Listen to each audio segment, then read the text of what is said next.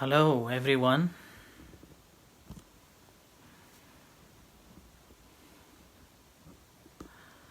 So this is a Saturday evening,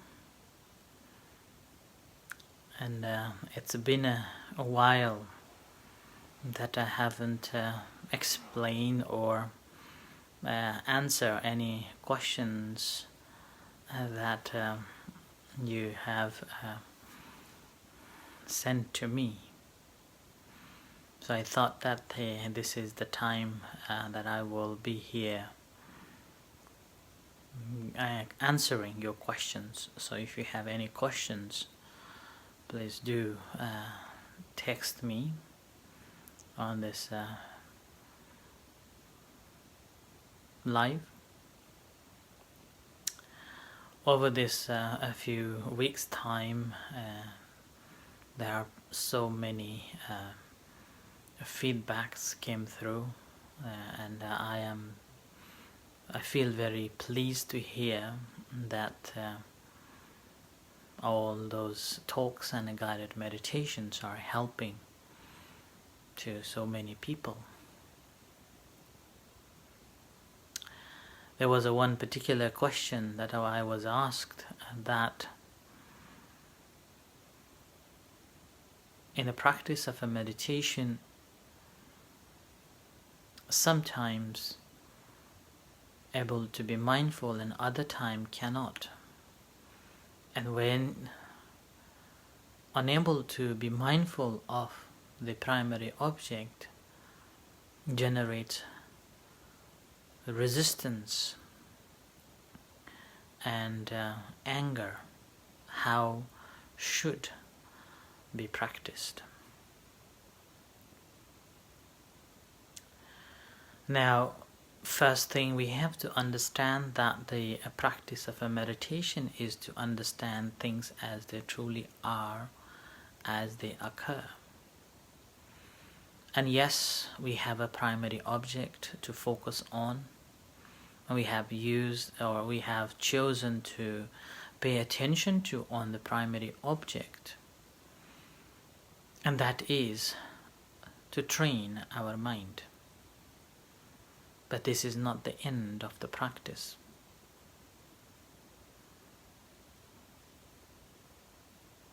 As we pay attention to the object and the mind becomes concentrated, we find peace, we find calmness and serenity. And most of the time, people attach to that calmness, peace and a serenity, and would like to have it again and again, or would like to be with that experience. So whenever meditating, would tend to go back to the previous experience of that peaceful and calm mind, or serenity, or blissful. And in the practice of a meditation, if you have that expectation or attached to the previous experiences, and you try to push hard to pay attention to the object,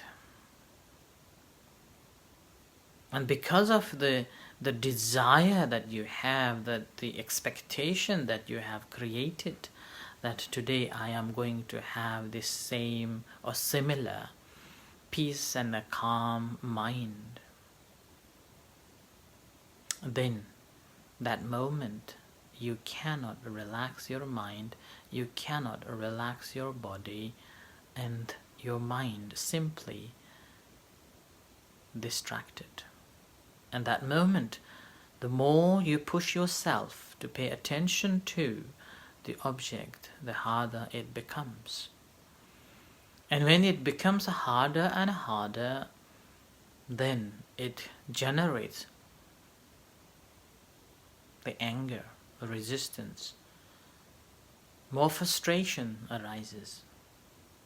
So, the first thing we have to do is to let go of that expectation and let go of any previous experiences that we have experienced in the practice of a meditation. And the second thing that we have to do is live in the present moment. Whatever comes, whatever arises as you practice, just be mindful of that. That's why we always bring or begin our practice with the breathing meditation, aware of the in-breath and out-breath. There is no such instructions that begins with saying, go back to the previous experience and top it up. No. Okay? And the very moment when you become mindful of the present moment, when that's happening as it is taking place without any expectation, then you will settle down. And now here again, if you can't meditate or if you can't concentrate on the primary object, then again, that is fine. You have to open up your self and accepting that you cannot meditate. And in that case, you're simply channeling or paying your attention to this unstable mind or inability to pay attention to and aware of that mind itself, which is finding difficult to be mindful or pay attention to. So, with this, then there won't be any agitation, there won't be any anger. And should there be those negative mental states, then just be mindful of that. That, okay, I am having this mental state. Okay, I am having this state of the mind. So, with this, then you can get more progress in the practice. So thank you very much for your question, and best of luck.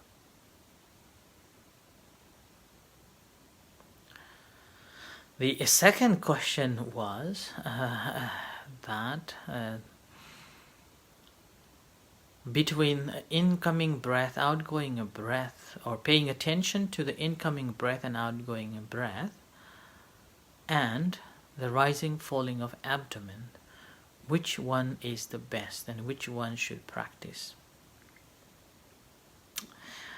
Now, I have been referring it so many times that according to the Buddha's guidance on the practice of a meditation, Buddha didn't locate concentration or do not locate the mindfulness anywhere else. Buddha didn't say that pay attention to the tip of the nose, or do not say that rising up and falling off the abdomen. It is simply our previous masters have developed ways to help us to practice meditation by having those small place. In Satipatthana, Buddha simply said, Parimukhang sating upatapetawa so satowa atsasati, so and so. Having a mindfulness at front. That's all he said. And you know that you are breathing in and you're breathing out. So its entire body is breathing in and breathing out. So that is what you are mindful of. And you can do that if your mind is sharp enough, if your mind is composed enough. But because we are so habitually engaged in the worldly life and we never practice meditation, or we are mostly engaged in this sensual pleasure, also called a kama guna, it's very difficult to develop our concentration or our mindfulness. And as a result of that, When we pay attention to this entire body, it's finding very difficult to develop the concentration. Mind finds difficult to be composed. And as a result of that, I always give instruction that feel yourself where you feel comfortable when you breathe in and breathe out, and you see it. It's visible. And that's why it's called empirical object. It's so visible and so easy and so comfortable to be with that. And you choose your own object. And in here again, I normally give the beginning of the breath or the end of the breath. So beginning of the breath is incoming and outgoing through the tip of the nose, or the rising and falling, which is the end of the breath. And again, our temperament is different. Our temperament is different. The qualities of our mind is different. The qualities of our paramitas are different. So based on that, wherever you feel comfortable, easy to pay attention to, easy to see it, and it's so empirical.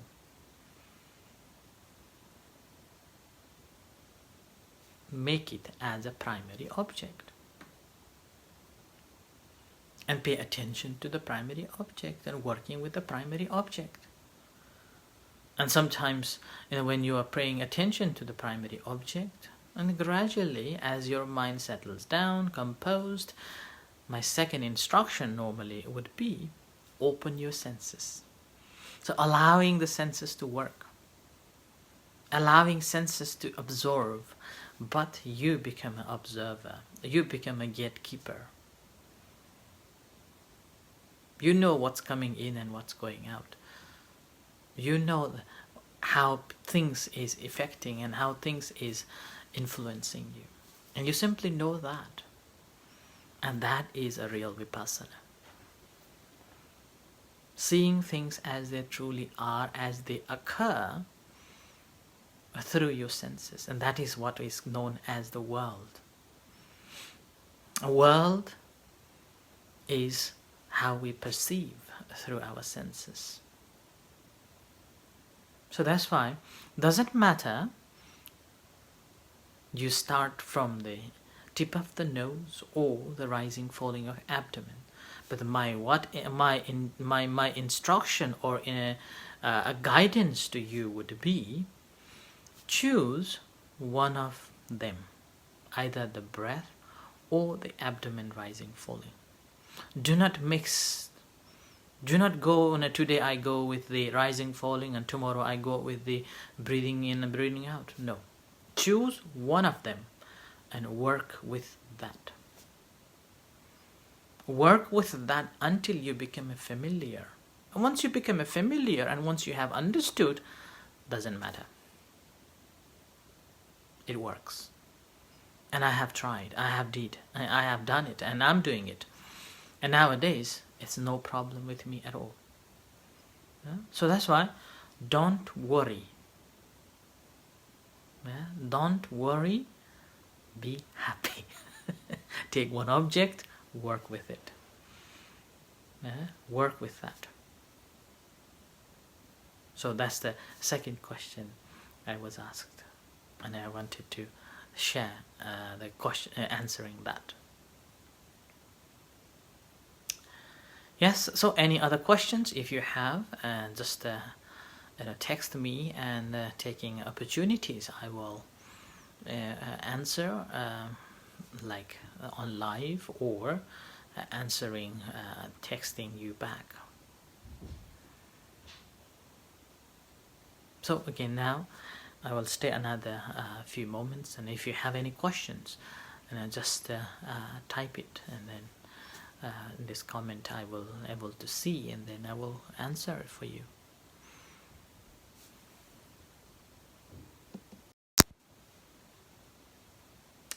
Meanwhile, when I'm waiting for the questions or any feedbacks, I just would like to inform you again that our forthcoming event on the 4th of October.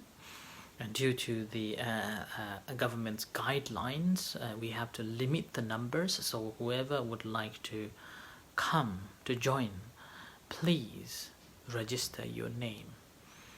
And when you come, again, make sure that you are wearing a mask and keeping a social distance and washing your hands. Further, we will be having a marquee, and in that marquee, if there are more than 20 people, I would ask you to stay outside of the tent, the marquee, before entering it. And I hope the weather is going to be good. If not, then other alternative places are available, so you can stay there and wait until the ceremony comes. Annual event. This is our annual event called the Kathina robe offering, which is a traditional robe offering ceremony began from the time of the Buddha. And we've been practicing it. And in order to do that, we have to have a certain requirements to complete by the Buddhist monks. And the first one is called the observation of the arranged retreat, or the 3 months retreat, completion of that. And the second is performance of the invitation ceremony on the end of the Vassa. And once these 2 requirements done, and there are 5 monks, then this ceremony can be done. And this can be done only once a year, at one place, one time. And that's why it's another form of raising a fund to support the center too. And the people, our members normally would contribute to support the center and continuation of any activities going on.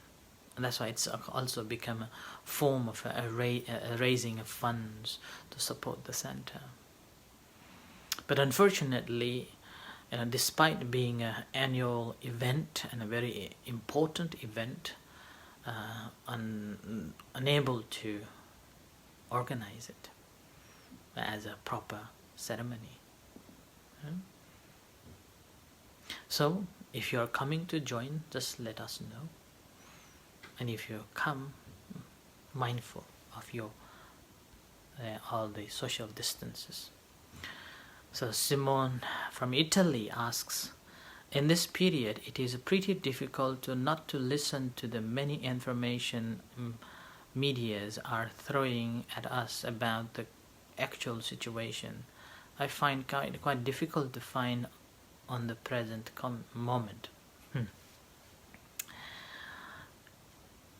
It is the information age, and we consume information from different places and varieties of places. And there are, particularly in a social media, you will find varieties of information on the same subject. So we need to be moderate, and we need to be very factual. So always try to find the right balance and find the right source to believe the information. And whatever you hear, whatever you read, any information about it, do not make it as the truth, complete truth. You have to make your own judgments, what is right and what is wrong here. But be cautious. For us nowadays, we do not listen any news at all about the coronavirus or any news at all, because they are selling the news. And when you sell the news, anything that is exciting is selling. And it's one person's view on every news. It's not a complete itself. It's just a 5 or 10% of the truth. Any news. Because it's one person's observation, one person's view. It's not everyone's view. So when you hear the news, I would, encourage you to take it as just a maybe 20-30% truth rather than 100% truth. And I have faced it so many times about these, like let's say about the coronavirus.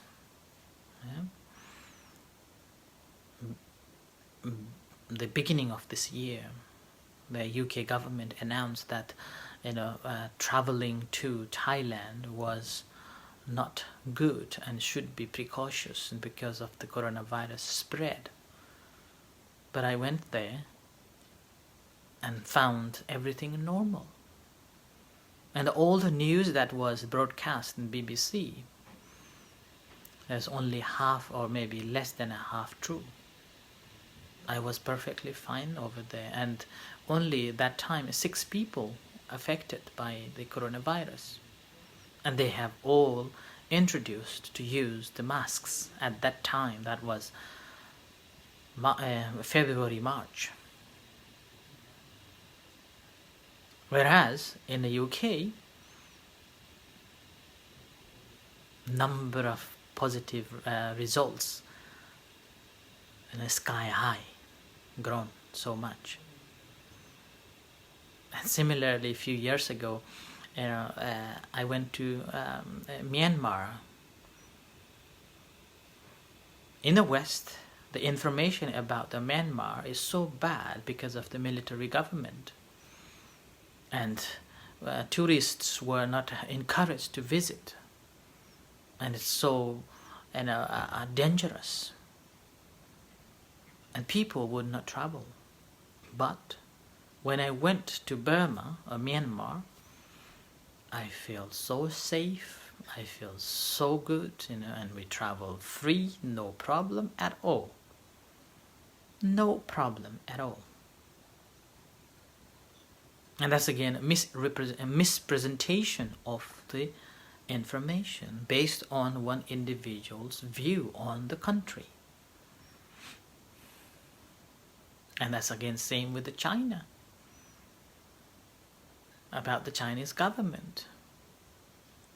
So in 2016 I went to China, and before I went to the China, there was so many negative information was bombarded in my brain, and I was believing that, and I was so cautious and always worry, and I had a stress going there. But as I was invited to attend the conference, I went there and I found the complete new picture. It is not what it is presented in the Western media.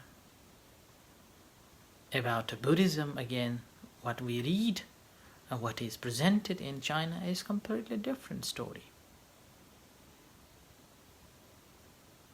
So that's why, whatever you hear, any news, or whatever you read about certain things, do not take it as a complete truth. It's only, I would say, 20 or 30% truth. Be mindful as you consume the news, and try to make yourself unbiased to the information, and do not just read one section or one party or another. Be open-minded and look at the world. The whole world nowadays is again bombarded by the information, and this is the information war. I've been reflecting even about the movies. Like Hollywood movies always project Russia is bad, South Korea is always bad, even though the Western movies, always someone is bad other side. And that is imprinted in our brain. That's why Russia is not good, Korea is not good, in our views. And we consume that, and we become also accustomed with that. Whereas if you look at the Indian movie, they will focus on their social problems, the corruptions, the caste difference, and fighting within the community and finding the solution for it. They do not project one country or another country is bad and better than their own country. Like that. Again, we are bombarded with these information and gradually consumed by it.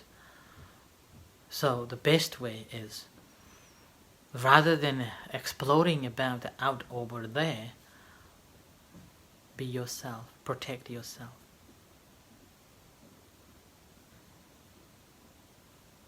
Thank you very much. Yeah? Best of luck and wish you all the best. Right, okay, I think now it's 8:30 here in the UK, so I have to close for now. And thank you very much everyone for listening, and we'll see you again tomorrow. Take care and good night. Thank you.